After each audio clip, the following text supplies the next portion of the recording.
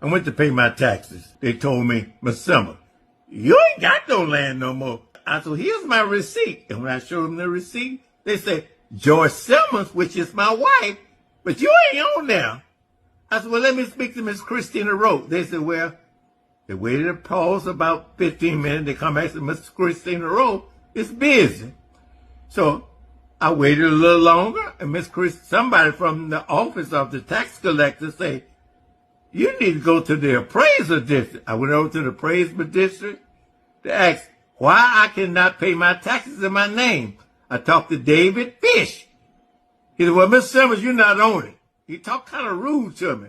I said, yeah, I got my receipt to show you. I've been paying my tax for 23 years. What happened? Miss Simmons, you're not on it. Then I went down the street to my neighbor, retired Judge Mike McClary, and asked him to help me. He took me to the appraiser district to ask them what happened to my neighbor, John Simmons' taxes.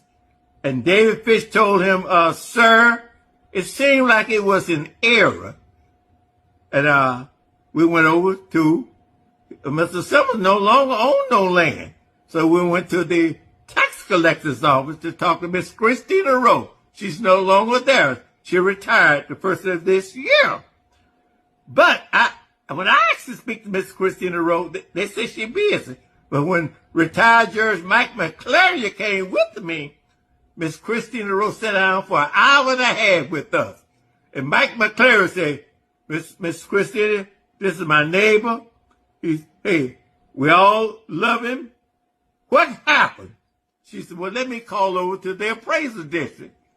She got her answer and come back to us and say, I don't know what happened, but I'm going to put his name back on his taxes. And I thank God for retired judge Mike McClary of Precinct 1. This is still happening to this very day.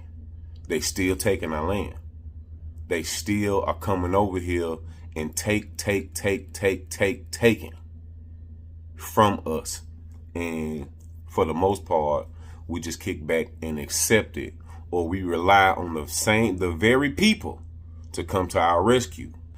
As example in this video, look who he had to call on to confirm what was already legally his. What I don't feel like my people are still waking up to the realization of is freedom ain't something that you are given. Freedom ain't something that you can ask another motherfucker for. Freedom is something that you're gonna have to fight for and take. Man.